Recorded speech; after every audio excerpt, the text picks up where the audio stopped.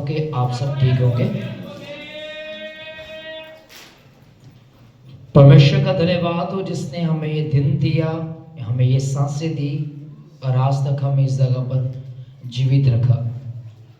बीते दिनों में एक प्रार्थना हमने की थी पास्टर एस.के. स्टीफन के लिए, जो अब इस पृथ्वी पर नहीं है, मसीह यीशु में सो गए। हमें आशा है कि एक दिन ऐसा आएगा जब हम उनसे मिलने पाएंगे। हालेलुया। वो मेरे बड़े अच्छे मित्र थे, हमारे यहाँ आते जाते थे। हमने बहुत सारी बातें वचन में से उनके द्वारा सीखी, बहुत आशीष पाई। पर अब हमें एक आशा है कि जब यीशु मसीह आएगा हम तब उनको मिलने पाएंगे। Hallelujah, hallelujah. वो जब भी आते थे मैंने उनसे बहुत कुछ सीखा है। वो जब भी आए उन्होंने हमेशा मुझे एक बात बोली कि पास्टर जी, मैं जब भी आपको देखता हूं मैं बड़ा आनंदित होता हूं और मुझे बहुत खुशी होती है आपसे मिलकर। जब मैं आपसे मिलता हूं, आपके परिवार से आके मिलता हूं, तो मैंने बोला कि पास्टर जी, बस ये आप लोगों की दुआएं हैं जिनकी बदौलत हम इस जगह पर पहुंचे हैं, यहां तक पहुंचे हैं। और हमें बड़ा खेद है कि वो हमसे दूर चले गए, पर हम एक आशा के साथ जीते हैं कि हम उनको बादलों पर मिलेंगे। Hallelujah, hallelujah, hallelujah. जब एक सेवक इस संसार को छोड़ के जाता है तो बहुत नुकसान होता है। वो नुकसान भले ही आज महसूस ना हो, पर एक समय आता है उसकी कमी कहीं ना कहीं खलती है। एक सेवक की जान का मतलब है परमेश्वर की आंख में आंसू। कलाम में लिखा, परमेश्वर धर्मियों की मौत से खुश नहीं होता। बाइबल में लिखा है परमेश्वर अपने दास की मौत से खुश नहीं होता, उसका मन रोता है। भले ही उसने एक समय ठहराया है कि ये व्यक्ति इस समय में मेरे पास आएगा, पर वो भी हमारे साथ रोता है। कलाम में लिखा, जब यीशु मसीह को पता चला कि लाजर मर गया और कब्र में दफनाने पर है उसे, और दफना दिया गया, लिखा वो 3 दिन और रुक गया उस नगर में, यरूशलेम में। उस समय नहीं रोया, उस समय उसकी आंख में आंसू नहीं आए, पर जब वो कब्र के पास गया, कब्र के पास जाने से पहले मरियम और मार्था उसके पास आते, उसकी आंखों में आंसू होते हैं। वो इस बात से ये दर्शाता है कि मैं तेरे खुशी में खुश होता हूं और तेरे गम में दुखी होता हूं। Hallelujah, hallelujah. चेले कहते अगर वो सो गया है तो उठ जाएगा। यीशु मसीह ने अपने चेलों को बोला कि लाजर सो गया, उसे सोने दो। चेले कहते हैं अगर वो सो रहा है तो प्रभु जी वो उठ जाएगा, पर वो इस बात को नहीं समझे थे कि यीशु मसीह किस बात की ओर इशारा कर रहे हैं। Hallelujah, hallelujah.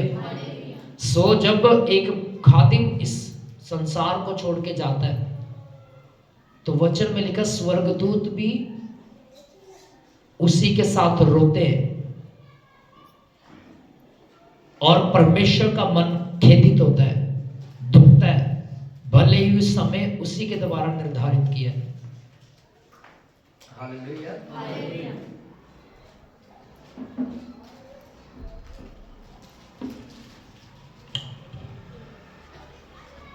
सो हर बात के लिए हम परमेश्वर का धन्यवाद देते हैं। इस जगह पर बैठा हर एक व्यक्ति अपने समय पर, अपने टाइम पर इस संसार को छोड़ के इस संसार से कूच करेगा, रवाना होगा। ऐसा कोई भी नहीं है जो इस जगह पर बैठा जो हमेशा के लिए जीवित रहे। लाजर जिंदा हुआ, क्या वो दोबारा मरा नहीं? बोलो, मरा कि नहीं मरा? भले ही दोबारा मुर्दे जी उठे यीशु मसीह के नाम में, पर एक समय आएगा वो फिर से मरेंगे। पर जब वो मरेंगे, कब्र में रखे जाएंगे, जब अंतिम तुर्री फूंकी जाएगी, कलाम में लिखा उनकी सूखी हड्डियों के ऊपर मांस चढ़ आएगा और जीवित प्राणी बन जाएंगे और बादलों पर उठा ले जाएंगे। Hallelujah, hallelujah. वो समय आएगा जब परमेश्वर कब्रों में से भी मुर्दों को उठा खड़ा करेगा। आमीन। हम आज के वचन की ओर बढ़ते हैं, जिसका टाइटल है वह जीवन जो मसीह यीशु को भाता है। लिखना है तो लिख सकते हो, वह जीवन जो मसीह यीशु को भाता है। अपने पड़ोसी की तरफ देखिए और अपने पड़ोसी को कहें, वह जीवन जो यीशु मसीह को भाता है। हालेलुया। अगर हमने इस जगह पर जितने भी लोग बैठे या जितने लोग सुनेंगे बाद में, अगर आपने पवित्रता का लिबास पहन लिया है तो उससे शुद्ध करके रखें, उससे गंदा होने ना दीजिए। फॉर एग्जाम्पल, जैसे आप देख रहे हो इस दीवार की तरफ, जैसे आप देखते हो इस दीवार की तरफ, जब बारिश आती है तो पानी जब नीचे आता है तो वहां से गंदगी भी साथ ही में नीचे की तरफ आती है। ध्यान से सुनिएगा मेरी बात। हम एक बार इग्नोर कर सकते हैं, 2 बार कर सकते हैं, 5 बार कर सकते हैं, हर बार इग्नोर नहीं कर सकते, हम देखा नहीं कर सकते, क्योंकि एक समय ऐसा आएगा बारिश की वजह से इसके ऊपर पूरे धब्बे पड़ जाएंगे। अब अगर आप देख सकते हो तो यहाँ पर अभी भी लाइनें हैं, दिख रही है कि नहीं दिख रही? जिसकी निगाह कमजोर है, प्लीज के खत्म होने के बाद उनके आगे देखिए, इसके ऊपर लाइनें पड़ गई हैं। क्यों? क्योंकि जो बारिश होती पानी की वजह से जो बूंदे सरक कर नीचे आती है वो अपने साथ मिट्टी भी खींच कर ले आती है, और उसकी वजह से नहीं, उसकी वजह से क्या होता है, यहाँ पर धब्बे पड़ जाते हैं। हम एक बार पेंट करवा लेंगे, 2 बार पेंट करवा लेंगे, पर जब तक इसका मजबूती हल ना हो तब तक वो पेंट करना बार बार भी व्यर्थ होता जाएगा। तो हम उसके लिए क्या करेंगे, जहां से पानी आता है वहां पर एक छत बना देंगे ताकि पानी नीचे ना, और जब वो छत बन जाएगी, चारों तरफ कवर हो जाएगा, तो पानी नीचे नहीं आएगा।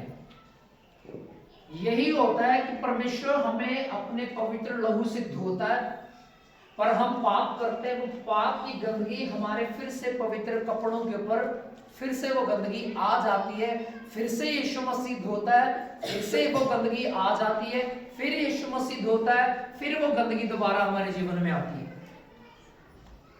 पर एक समय आएगा, या तो ऊपर से हमेशा के लिए बंद कर दिया जाएगा या एक सोल्यूशन कर दिया जाएगा कि पानी नीचे ना आए। 2 ही बातें हो सकती हैं। अगर एक दीवार में बार बार दरारें पड़ रही हैं तो यहाँ तो बार बार उसके ऊपर सीमेंट डालकर, सीमेंट लगा के उसको पक्का किया जा सकता है, यहाँ तो उसको दोबारा तोड़ के फिर बनाया जा सकता है। यहाँ तो उसकी मरम्मत हो सकती है, या उसकी रिपेयर हो सकती है, या उसे दोबारा तोड़कर बनाया जा सकता है। 2 बातें। परमेश्वर भी ऐसा ही करता है, उसका लहू ऐसा ही नहीं है, मुफ्त में नहीं मिल गया, कुर्बानी दी है उसने। हम पाप करते हैं, वो अपने लहू से धो देता है। हम फिर पाप करते हैं, फिर वो हमें अपने लहू से धो देता है। हम फिर पाप करते हैं, फिर वो अपने लहू से धो देता है। फिर वहां पर 2 ही ऑप्शन रह जाती है परमेश्वर के पास, या तो इसके मन को बदल दिया जाए, या तो इसको नर्क की तरफ भेज दिया जाए। और वो निर्णय, वो फैसला आपके हाथ में है। क्या आपने बार बार उस पानी को जो नीचे आता है गंदगी को लेकर, उसको हमेशा के लिए बंद करना, या दीवार ही तोड़ देनी? आप समझ पा रहे हो? अगर या तो अपने आप को शुद्ध कर लो, पवित्र कर लो, या फिर अपवित्रता का जीवन हमेशा के लिए जीना शुरू करो। क्योंकि प्रकाशित वाक्य में लिखा कहता ना तू ठंडा है ना तू गर्म है, तू सिर्फ गुनगुना है और मैं तुझे मुंह में नहीं रख सकता, मैं तुझे उगल दूंगा। कलाम में लिखा है अगर हम बार बार गलतियां करते हैं, बार बार पाप करते हैं, तो एक समय आएगा परमेश्वर हमें अपने अंदर से उगल देगा, मतलब हमें हमेशा के लिए छोड़ देगा। इसीलिए स्टार्टिंग में एक शब्द बोला गया, अगर आपने पवित्रता का लिबास पहन लिया तो उसे पवित्र रखें। एक बार परमेश्वर शुद्ध कर सकता है, 2 बार कर सकता है, 3 बार कर सकता है, 10 बार कर सकता है, 20 बार कर सकता है, और हर बार नहीं हो सकता। या तो हमेशा के लिए ठंडे हो जाओ या हमेशा के लिए गर्म हो जाओ। कलाम में लिखा तुम गुनगुना मत रहो, इधर के भी मत रहो उधर के भी मत रहो, तुम सीधा चलो। अगर तुम सीधा चलोगे परमेश्वर तुम्हारे लिए हल करेगा। आमीन, हालेलुया, हालेलुया। जिन्होंने अपने वस्त्र को यीशु के लहू से धो लिया, वो अपने आप को पवित्र रखे, वो अपने आप को शुद्ध रखे, गंदगी में जीवन ना जिए। सुअर होता है ना, जो सुअर, उसको जितना मर्जी नहलाओ, शैम्पू से लगा के, चाहे डव का लगा लो, कंडीशनर दे दो उसको लगा के, ट्रेस्मी का दे दो, कुछ भी दे दो, चाहे उसके ऊपर परफ्यूम छिड़क दो, पर जैसे ही वो गंदगी को देखता है, जो नहा धो के सुअर निकला है, वो फिर से गंदगी में चला जाता है। कलाम में लिखा जो बार बार पाप करता है, गलतियां करता है, वह उस सूअर के समान है। स्वामी विवेकानंद के बारे में कितने लोग जानते हैं? नाम सुना है उनका?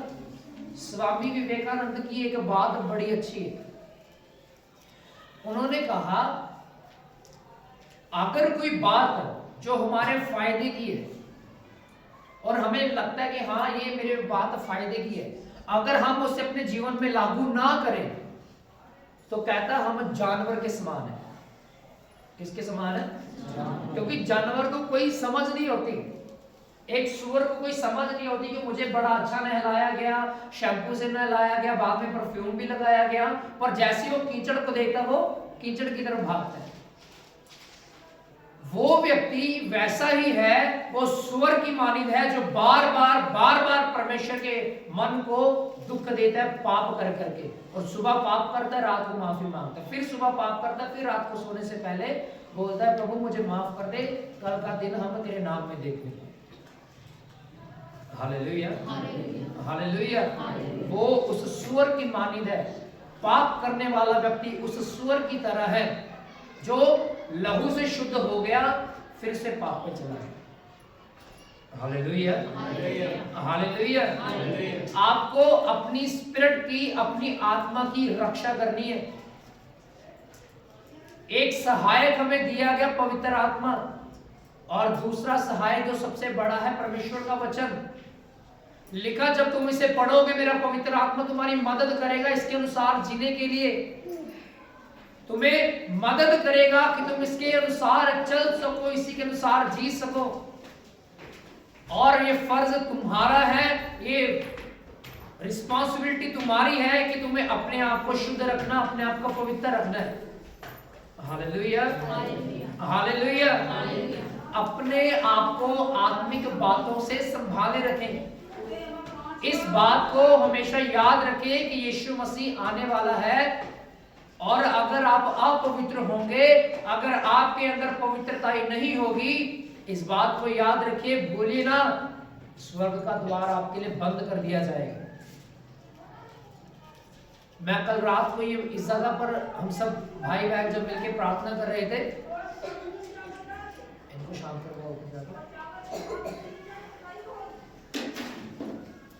और मैं इस जगह पर कल ये बता रहा था कि मायने ये नहीं करता है कि आपका अगुआ कौन है, मायने ये नहीं करता कि आपके अगुए के पास कितने लोग आते हैं, मायने ये करता है कि क्या आप अपने अगुए से कुछ सीख कर उसे अपने जीवन में अप्लाई कर रहे हो, क्या कुछ सीख कर उसे अपने जीवन में लागू कर रहे हो। मायने नहीं करता है कि आप 5 घंटे प्रार्थना करने वाले व्यक्ति हैं, मायने ये करता है कि आपने मन फिरा लिया या नहीं, आपका मन शुद्ध हो गया कि नहीं। Hallelujah, hallelujah. सोने वाले बोलेंगे हालेलुया, जागने वाले बोलेंगे हालेलुया, दोनों हाथों को नीचे करके बोलेंगे हालेलुया, दोनों हाथों को नीचे करके बोलेंगे हालेलुया। निकालेंगे पहला थिस्सलुनीकियों,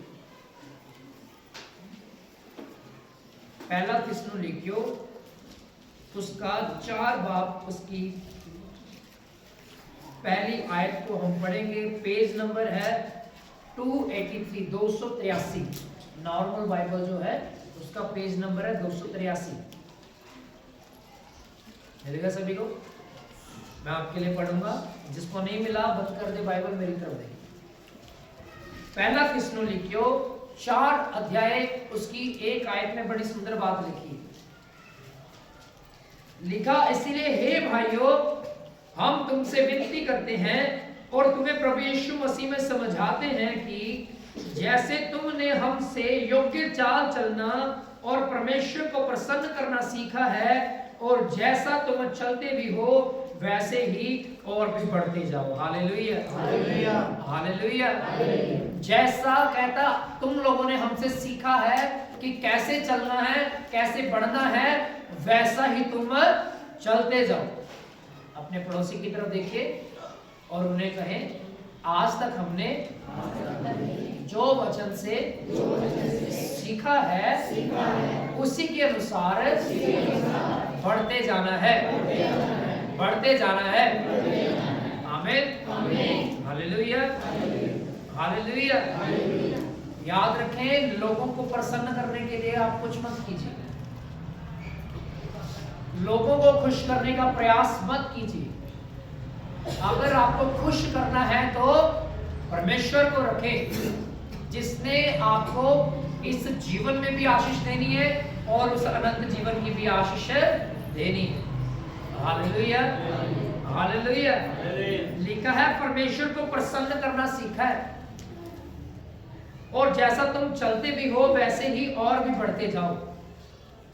एक जगह पर लूका रचित सुसमाचार 8 अध्याय उसके 49 वचन में लिखा, जब यीशु मसीह लहू बहने वाली स्त्री से बातें कर रहा था, तब एक व्यक्ति उसके पास आता है और उसको कहता है कि हे रब्बी, हे गुरु, देख मेरी बेटी जो 12 साल की थी वो मरने पर है, तो उसके लिए आकर प्रार्थना कर ताकि वो जीवित रहे। क्या कहा उसने? तू आकर, अरे बोलो, प्रार्थना कर ताकि क्या रहे? सब बोले क्या रहे? जीवित रहे। और ये बातें वो व्यक्ति यीशु से बोल ही रहा था, इतने में उसका एक संगी आता है, रिश्तेदार आता है, कहता गुरु को दुख ना दे, तेरी बेटी मर गई है। क्या बोलता है? गुरु को दुख ना दे, तेरी बेटी मर गई है। तो यीशु मसीह ने क्या कहा? ये बोला चलो ठीक है, मर गया, अब क्या क्या प्रार्थना करनी, चलो अब मैं दूसरी जगह निकल जाता हूँ प्रचार करने के लिए। ऐसा लिखा वहां पे? नहीं। क्या लिखा वहां पे? वहां पर लिखा यीशु मसीह ने उनकी बातों को अनसुना किया। क्या किया? अनसुना किया। Hallelujah, hallelujah. और बाइबल में लिखा कि यीशु मसीह ने उसकी बातों को अनसुना करके उस लड़की के घर में जो मर गई थी चलने लगा। और कलाम में लिखा पतरस, याकूब, यूहन्ना को छोड़ और उसके माता पिता को छोड़ उसने बाकी सबों को घर से बाहर निकाल दिया और उस लड़की को बोला तलिता कुमी। इसका मतलब है कि हे लड़की उठ जा। उठ जा क्यों बोला? क्योंकि यीशु मसीह ने उसको बोला, उसके माँ बाप को बोला, उस जगह पर आकर बोला लड़की मरी नहीं है, लड़की सो रही है। क्या बोला उस जगह पर? लड़की मरी नहीं है, सो रही है। और लिखा जो लोग रो रहे थे आंसू पहुंच के हंसने लगे। ये क्या बात है, ये क्या बात है, वो तो हमारी आंखों के सामने मरी है, तू कह रहा है कि सो रही है। और कलाम में लिखा उसने उस लड़की का हाथ पकड़ा, बोला तलीता कुमी अर्थात हे लड़की उठ जा। और कलाम में लिखा उस मृतक शरीर में जान आ गई। Hallelujah hallelujah. कलाम में लिखा यीशु मसीह ने उनकी बातों को अनसुना कर दिया।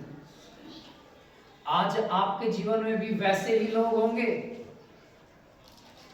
कि तू इतने सालों से तो जा रही है, इतने सालों से तो चर्च में जा रहा है, आज तक तो कुछ हुआ नहीं, छोड़ दे चर्च में जाना।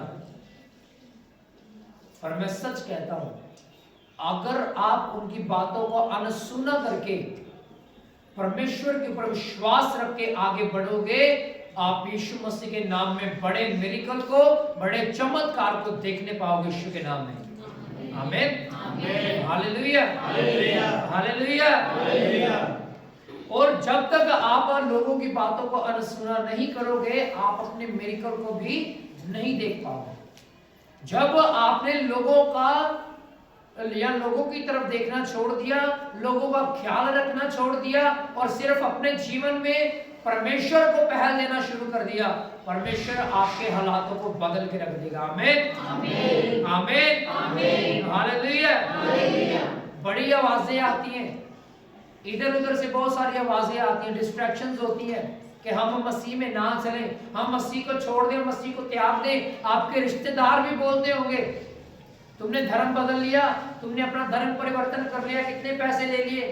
और जब पैसे की बात आती हमारा मन दुखी हो जाता, फिर बहुत सारे लोग छोड़ के चले जाते हैं कि यार ये तो हमें बिना वजह बदनाम करी जा रहे हैं। जब तक आप बिना वजह बदनाम नहीं होंगे, आपके ऊपर पवित्र आत्मा की मोहर नहीं लगेगी। बिना वजह बदनाम एक व्यक्ति हुआ जिसके लहू से पूरे जगत ने उद्धार पाया। बिना वजह सलीब पर चढ़ा जिसके लहू बहाने कोड़े खाने से हम चंगे हो जाते हैं। हालेलुया। उसका नाम है यीशु मसीह। बिना वजह के डाकू ने गवाही दी उसकी। दूसरे डाकू कहता है अगर तू परमेश्वर का पुत्र है, बड़े बड़े काम कर रहा था, आज अपने आप को सलीब से उतार। तो कलाम में लिखा एक डाकू ने जो उसकी दूसरी तरफ लटका तो उसे डांट कर कहा चुप रह, हम तो अपने पापों की सजा भोग रहे हैं, हमारे पाप हैं जो हमें यहां तक लेकर आए। पर ये वो व्यक्ति है जिसने कोई अपराध नहीं किया, जिसने कोई गुनाह नहीं किया, और फिर भी यीशु मसीह सलीब के ऊपर लटका हुआ है। किसके लिए? आपके लिए और मेरे लिए और इस पूरी मानव जाति के लिए। Hallelujah hallelujah. लोग कहते बिना वजह लोगों में ताने मारते हैं। अगर हम लोगों से बना के नहीं रखेंगे तो हमारी कौन मदद करेगा? तो मैं सच कहता हूं, इसका मतलब है कि आपका भरोसा अभी भी आपके लोगों पर है, आपके रिश्तेदारों पर है। हम कहते हैं हम रिश्तेदारों को नाराज नहीं करना चाहते, मुसीबत पड़ने पर वही तो हमें 10,000 रुपए देते हैं, पैसा मांगने पर वही तो हमारी मदद करते हैं, हमारे साथ खड़े होते हैं। पर मैं आपको सच कहता हूं, आपका रिश्तेदार अंत तक आपके साथ खड़ा नहीं है। आपका रिश्तेदार मरते दम तक आपके साथ नहीं रहेगा, और सबसे बड़ी बात, मरने के बाद वो आपके साथ नहीं रहेगा। अगर होगा आप और यीशु मसीह, तो रिश्ता किसके साथ कायम रखना चाहिए? यीशु से। तो हम क्यों लोगों की परवाह करते हैं, क्यों लोगों की चिंता करते हैं? Hallelujah hallelujah hallelujah. थिस्सलुनीकियों 4:6 को पढ़ूंगा आपके लिए।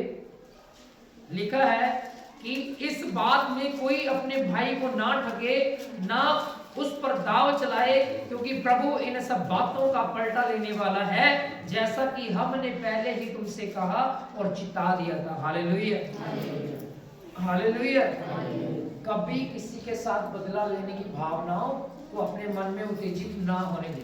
अगर होती हैं तो उन्हें यीशु मसीह के नाम में डांट दीजिए, क्योंकि बदला लेना हमारा काम नहीं, बदला लेना परमेश्वर का काम है।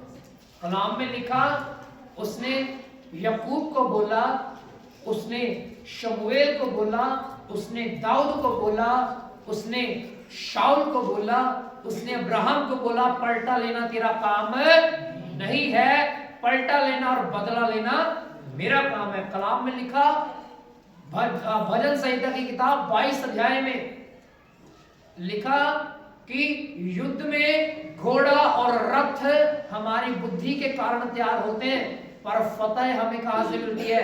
यहोवा की तरफ से मिलती है। Hallelujah, hallelujah. अगर आप अपनी योजनाओं को बनाते हैं, वो तब तक पूरी नहीं होगी जब तक परमेश्वर ना चाहे। जब तक खुदा ना चाहे वो आपकी योजनाएं पूरी नहीं हो सकती। Hallelujah, hallelujah. अगर आप चाहते हैं कि आपकी योजनाएं पूरी हों तो उसमें परमेश्वर की मर्जी को मांगे। आमीन, आमीन। लोगों की परवाह ना करें कि लोग आपको क्या बोलेंगे, क्या कहेंगे। जब वो आपके साथ है तो आपका कोई भी विरोधी नहीं हो सकता है। Hallelujah, hallelujah. हमें गीत भी गाते ना, ओ जदों बल है तेरे यहोवा, क्या कह रहे? जदों बल है तेरे यहोवा, फिर कौन विरोधी मेरे होंगे। तू यहोवा तेरा तेरे सारे मनोरथ पूरे होंगे। Hallelujah, hallelujah. जब यहोवा हमारी तरफ है तो हमारा विरोधी कौन हो सकता है? अगर परमेश्वर आपकी तरफ नहीं तो पूरा संसार जीत लीजिए, कोई फर्क नहीं पड़ेगा। पर अगर पूरे संसार ने छोड़ दिया, आप अकेले हो और यीशु आपके साथ खड़ा है, पूरी दुनिया आ जाए आपको टस से मस नहीं कर सकती है। Hallelujah, hallelujah. अगर परमेश्वर आपके साथ खड़ा है, आपका विरोधी कोई भी हो, आप यीशु मसीह के नाम में फतेहमंद होंगे और आपका सिर ऊंचा होगा। Hallelujah, hallelujah.